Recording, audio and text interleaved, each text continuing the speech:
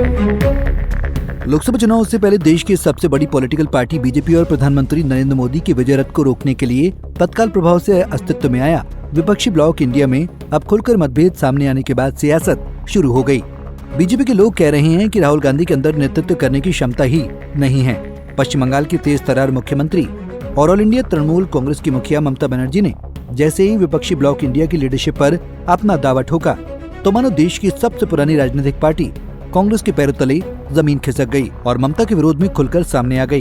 कांग्रेस को ये बात हजम नहीं हुई। हालांकि ममता बनर्जी के दावे को लोकसभा में यूपी का राजनीतिक किला फतेह करके आए अखिलेश यादव की समाजवादी पार्टी का समर्थन मिला ही था। इसके बाद विपक्षी दलों के कुछ और नेताओं ने ममता बनर्जी के इस बयान का स्वागत किया है।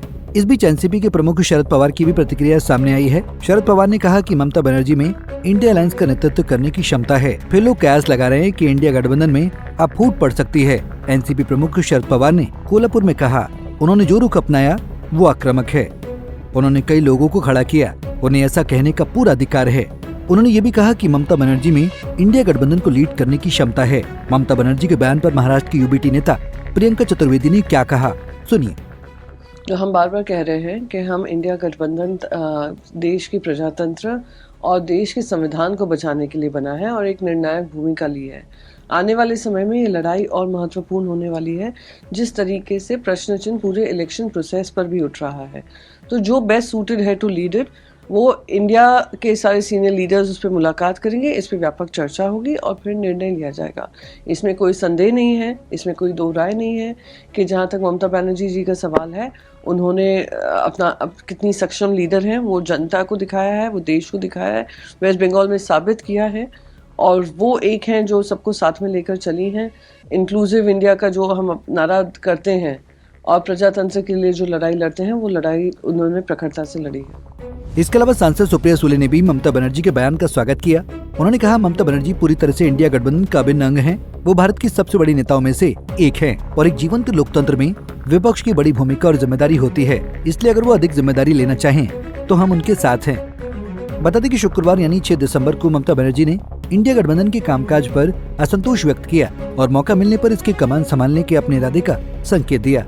तृणमूल कांग्रेस के प्रमुख ने कहा कि वो बंगाल की मुख्यमंत्री के रूप में अपनी भूमिका जारी रखते हुए विपक्षी मोर्चे के नेतृत्व के साथ दोहरी जिम्मेदारी संभालने में सक्षम होंगी।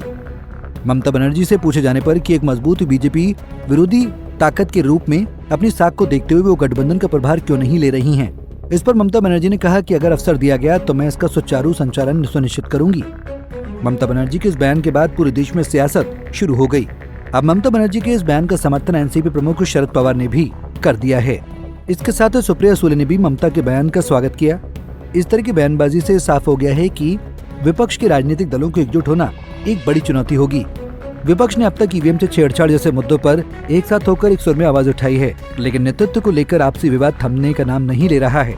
राजनीतिक जानकारों का मानना है कि विपक्ष को इस मुद्दे को सार्वजनिक मंच पर लाने के बजाय आंतरिक चर्चा में ही हल किया जाना शायद बेहतर साबित हो सकता था। अब देखने ये होगा कि क्या वाकई में इतने घमासान के बाद भी विपक्षी इंडिया ब्लॉक का नेतृत्व पश्चिम बंगाल की मुख्यमंत्री ममता बनर्जी के हाथों में जाता है या कोई और इंडिया गठबंधन की कमान संभालता है।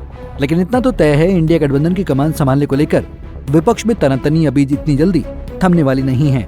अब देखना होगा कि इंडिया गठबंधन की कमान किसके हाथों लगती है, कौन इंडिया गठबंधन का नेतृत्व करता है, ये तो आने वाला वक्त ही बताएगा।